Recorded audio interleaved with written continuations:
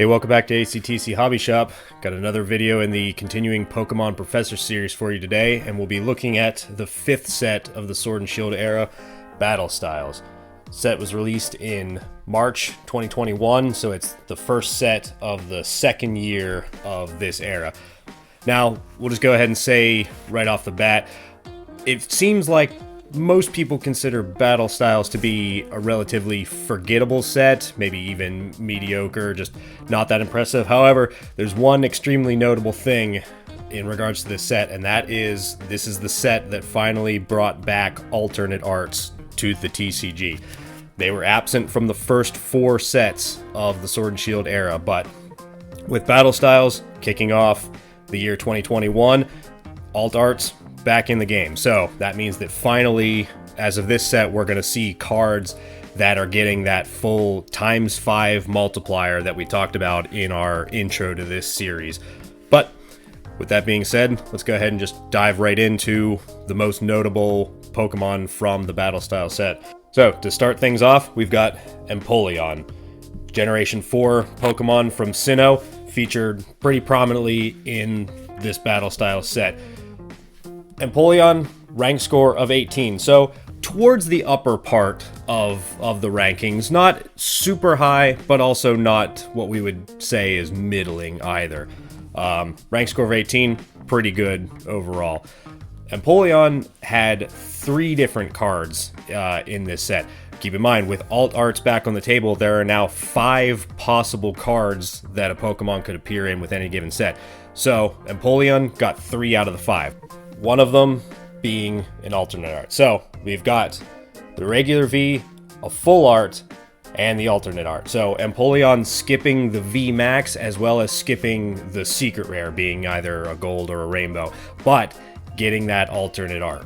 Pretty notable at the very least for that alone. But either way, with the regular V, the full art, the alt, taking all those into account with the rank score of 18, Empoleon ends up contributing 162 points towards the set. So not bad. It's not the most we've seen, of course, but it's also not a small amount either. Moving on from there, we've got Victini, a mythic Pokemon. The first one I believe that we've come across in that sort of vein in the Sword and Shield era here, but Victini, similar to Empoleon, rank score of 18. So again, on the upper end of things, but maybe not as high as it could possibly be. However, you see that Victini actually appeared in 4 different card types, whereas Empoleon only appeared in 3. So Victini got the regular V, the V Max, full art, and a rainbow. No alternate art for Victini. However, and we've seen this a couple times already so far in this series, that the sheer number of cards that a Pokemon appears in almost seems to matter a little bit more than specifically a given card type and also their rank score. So Victini in the end ends up with 180 points. So actually contributing a little bit more than Empoleon despite not having that alternate with the ×5 on it. So pretty decent little contribution there. Moving on from there, Tyranitar. Very popular Pokemon, considered to be probably a favorite for a lot of people. And, of course, as we see, the rank score reflects this. Rank score of 24, so in that second tier of ranking. We've yet to see the 25 show up, but rest assured, it will be coming. Either way, rank score of 24. Tyranitar, similar to Empoleon, got 3 cards in this set, and in fact, they're actually the exact same 3 kinds. So a regular V, a full art, as well as an alternate art. And that alternate art is definitely a standout.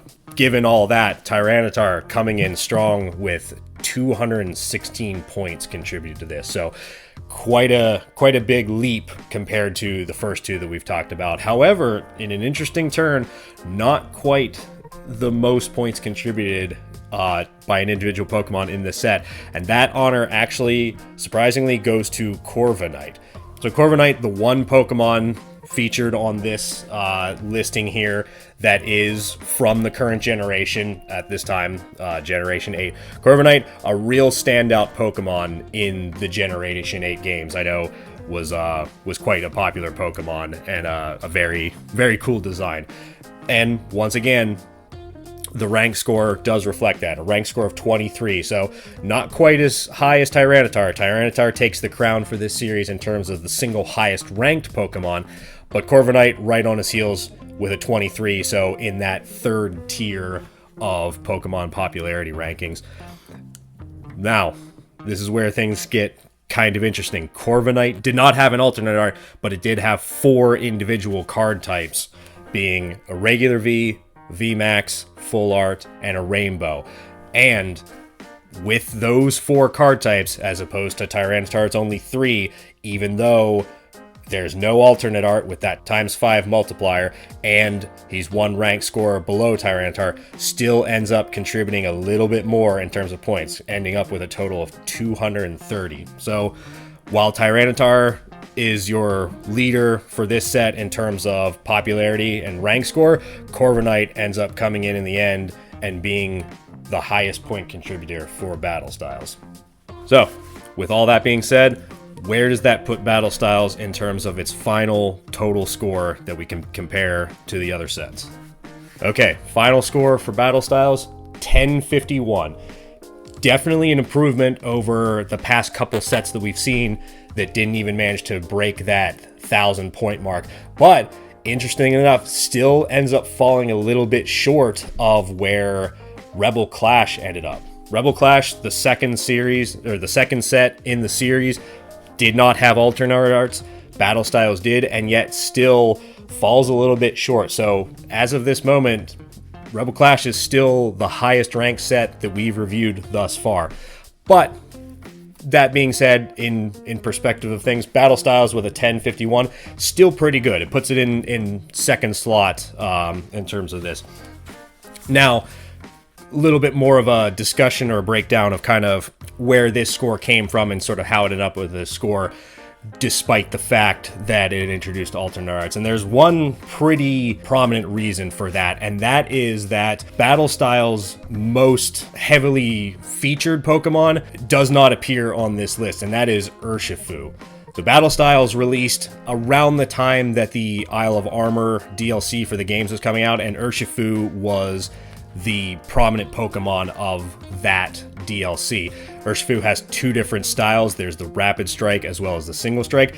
And in this set, both the Rapid Strike version and the Single Strike version had alternate arts. In fact, they had 2 each. So you've got Single Strike Urshifu, regular and VMAX alternate arts, and you've got Rapid Strike Urshifu, regular and VMAX alt arts. That VMAX alt art for the Rapid Strike in particular is a standout for this set, just in terms of a very cool, visually dynamic card. However, when we look at the rankings and the popularity, Urshifu does not appear on the list, which means rank score is only 1.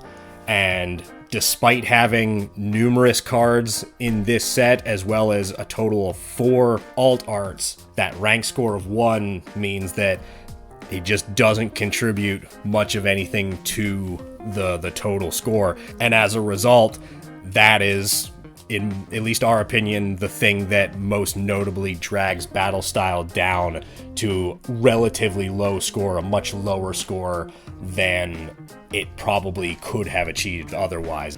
And I think that's about all there is to say about it. That pretty much wraps things up for today. So be sure to continue to check right back here for this continuing Pokemon Professor series.